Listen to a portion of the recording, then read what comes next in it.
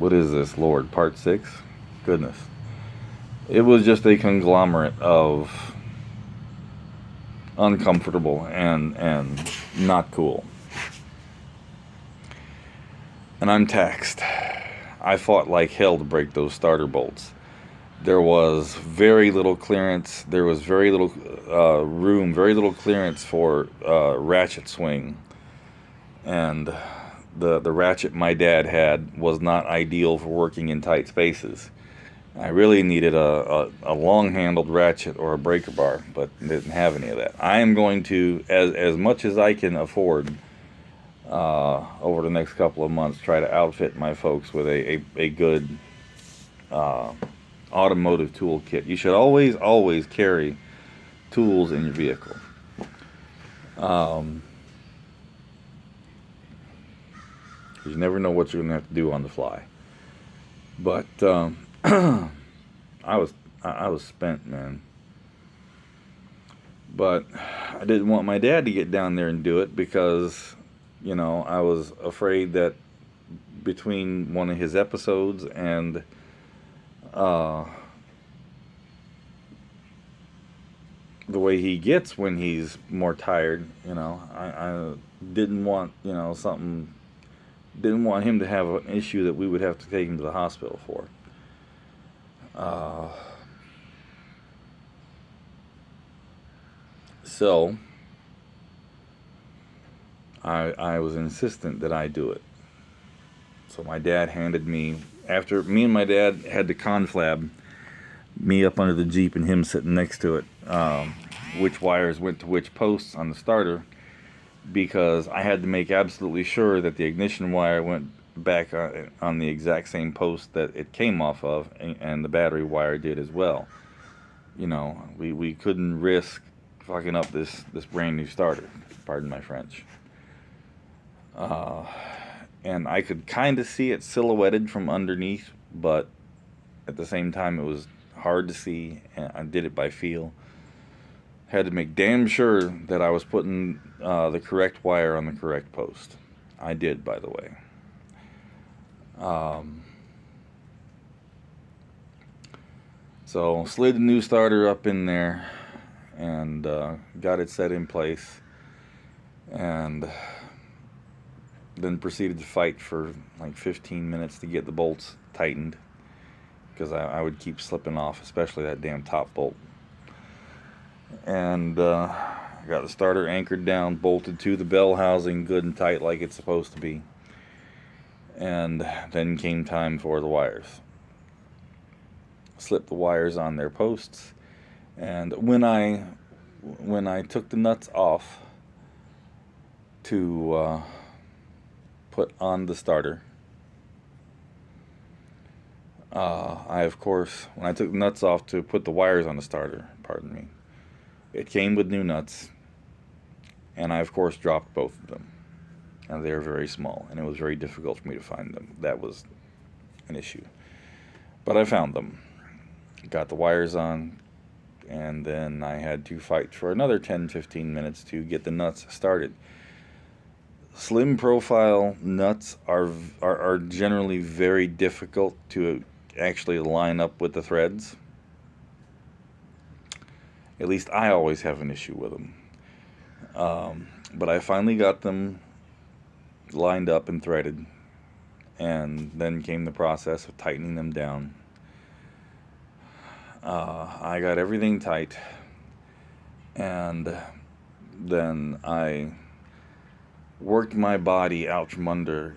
I was laying crossways, under the Jeep. My feet were sticking out 2 feet past like the driver's side door, and my body was completely under it.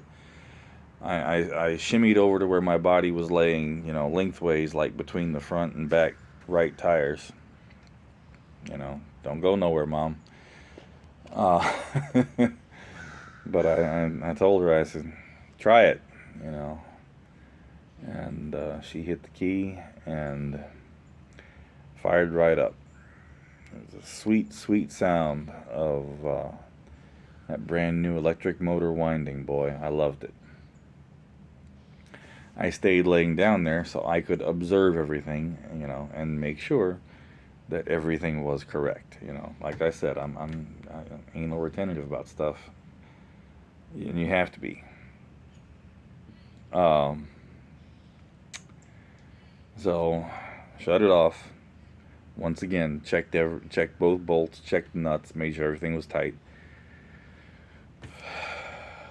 Slid the tools out to my dad. He started picking them up, packing them up. And then I had to go through the process of getting up. It was not easy. Um, I couldn't do it. I got off from under that Jeep. I sat up, and I could not get up. I had to sit there for a couple of minutes. I was finally able to crawl up the Jeep, and once I managed to get on my feet, I could not stand. I had to lean on the Jeep and stayed there for a couple of minutes, 3 to 5 minutes.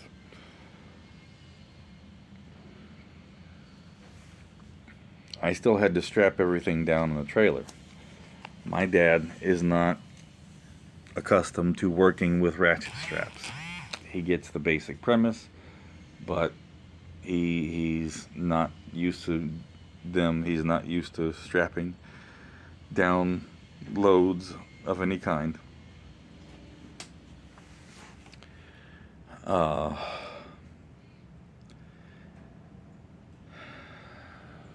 So it was something that I had to make sure that I did.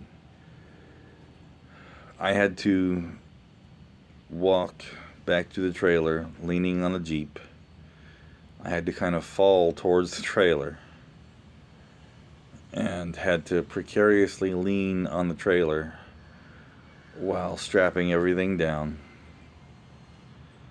I damn near fell 3 or 4 times. If I didn't have something to hold on to, I would have. And I finally got everything strapped back down, and then I've precariously made my way back to the Jeep and got back in. And I was so unbelievably shot from that episode.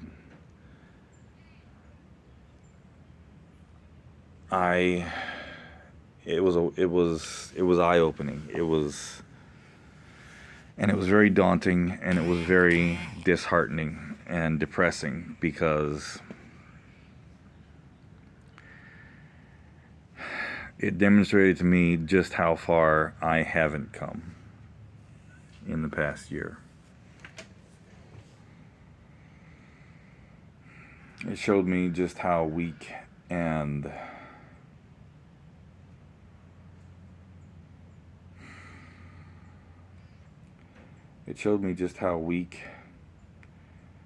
and frail I still am.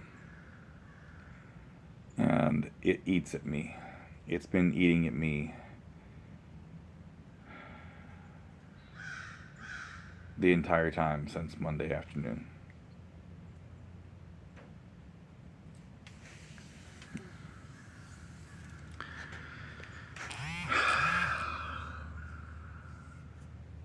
We took the starter back to Napa. Jeep fired right up. We drove back over to Napa, took the starter back. We couldn't go out and cut their grass because we had to pick up Joey. I called Melissa and asked her if there was any way she or her boyfriend could go get him, because I wasn't going to get back to the bus in time to get him, and probably not get back to school in time. So she said she would figure it out. She ended up having her boyfriend go get him because she was working in Jacksonville, I guess. And we met them at her new house.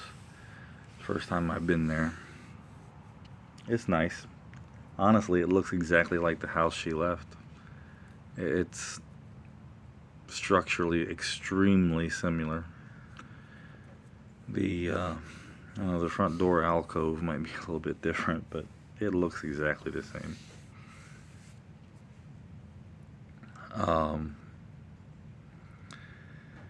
Got Joey.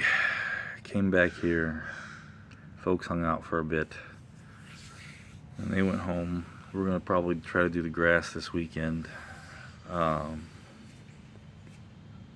I'm still recovering from doing that starter.